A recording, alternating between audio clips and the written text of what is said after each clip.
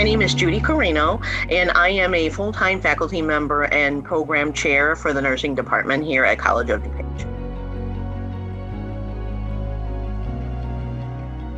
So seasonal affective disorder, or known as the winter blues, is pretty much a depression that occurs in a seasonal pattern. And so typically about 5% of adults in the US experience seasonal affective disorder, known as SAD for short, and can last 40% of the year, which is more common in women than in men. And so the typical time period in which seasonal affective disorder occurs is usually in the fall or winter months, usually the highest in January and February, right about now, which there is a bit of a chemical imbalance in the brain, and it occurs with less sunlight in shorter day hours, pretty much what we're experiencing right now. And it's cold outside, and as the season changes, the shift in the biological internal clock, or what we call the circadian rhythm, that can cause some of these chemicals to be imbalanced, with their daily schedule. I think that some of the defining factors when we think about the winter blues are typically in line with some of the symptomatology that looks like depression, feeling sad, having a depressed mood, maybe having a loss of interest in some of the activities that an individual normally enjoys, changes in appetite or sleep disturbances, which could mean, eating too much, not eating a lot, sleeping too much, not sleeping enough, with the loss of energy, increased fatigue, increased purposeless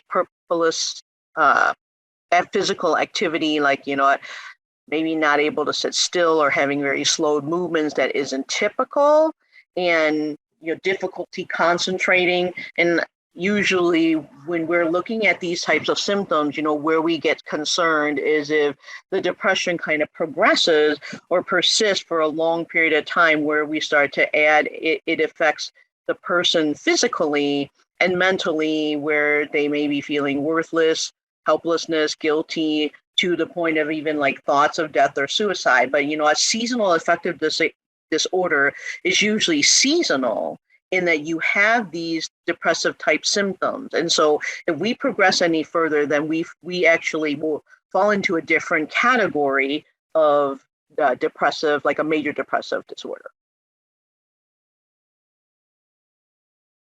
Typically for seasonal affective disorder, there are people who will use light therapy. It's usually three different things: light therapy, antidepressant medications, and what we call psychotherapy or talk therapy, or even a combination. Now, the typical individual who may not engage in some of these strategies, can use things like exercise, or just going outside, taking a walk, being exposed to sunlight.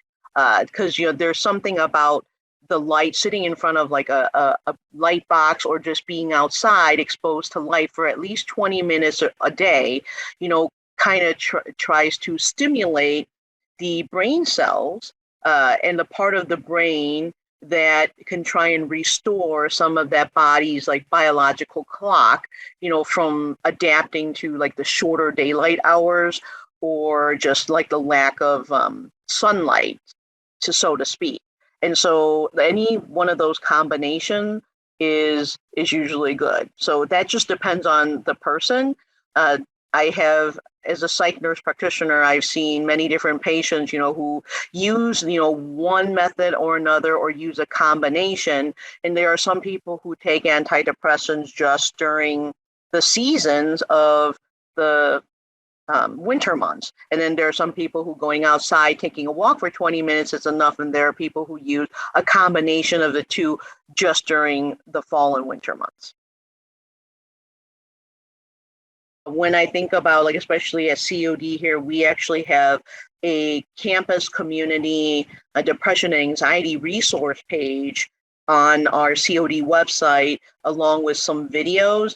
And then sometimes for some people, mindfulness workshops also work really well, like mindfulness meditation sometimes help with some of those symptomatology, more so for anxiety. But, depression and anxiety can go hand in hand because the same chemicals that govern one mood governs the other. And then there are also mindfulness meditation apps that may be helpful for some people. And if you're looking for websites for resources besides the COD webpage, we also have some reputable websites are like Brain and Behavior Research Foundation, the National Institute of Mental Health, and mentalhealth.gov, as well as American Psychiatric Association. Have you always been curious about the science around you? Submit your question and it could be featured in one of our upcoming videos. Visit cod.edu/STEM and click on So That Explains It.